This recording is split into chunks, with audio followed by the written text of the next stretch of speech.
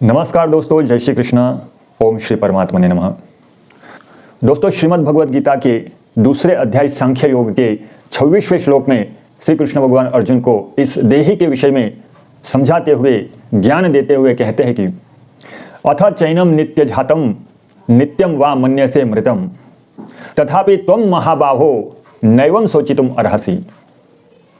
अर्थात हे महाबाहो, अगर तुम इस देही को नित्य पैदा होने वाला और नित्य मरने वाला भी समझते हो तो भी तुम्हें इस प्रकार शोक तो बिल्कुल नहीं करना चाहिए। दोस्तों, कहने का तात्पर्य यह है कि यह जो देही है वह किसी भी काल में जन्मने और मरने वाला नहीं है। तथापि अगर तुम सिद्धांत से बिल्कुल विरुद्ध बात भी मान लो कि देही नित्य मरने वाला और जन्म लेने वाला है, तो भी तुम्हें शोक नहीं करना चाहिए। कारण कि अब जो जन्मेगा वह मरेगा ही, और जो मरेगा वह जन्म भी लेगा। इस प्रकार नियम को कोई टाल नहीं सकता। अगर बीज को पृथ्वी में बो दिया जाए तो वह फूल कर अंकुर दे देता है, और वही अंकुर क्रमशः बढ़कर वृक्ष रूप हो जाता है। इसमें सूक्ष्म दृष्टि से देखा जाए कि क्या वह बीज एक क्षण भी एक रूप से रहा? पृथ्वी में वह पहले अपने कठोर रूप को छोड़कर कोमल रूप में हो गया, फिर कोमल रूप को छोड़कर अंकुर रूप में हो गया, इसके बाद अंकुर रूप को छोड़कर वृक्ष रूप में हो गया, और अंत में आयु समाप्त होने पर वह सूख गया।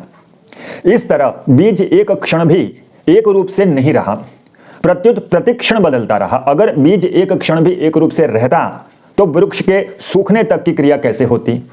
उसने पहले रूप को छोड़ा, यह उसका मरना हुआ, और दूसरे रूप को धारण किया, यह उसका जन्मना हुआ। इस तरह वह प्रतिक्षण ही जन्मता मरता रहा।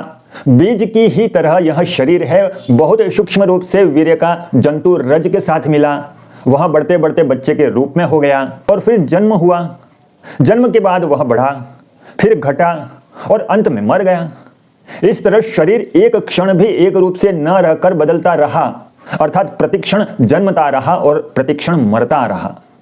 तो दोस्तों, भगवान का कहने का तात्पर्य यह है कि अगर तुम शरीर की तरह शरीर को भी नित्य जन्मने मरने वाले मान लो तो भी यह शोक का विषय तो नहीं बन सकता।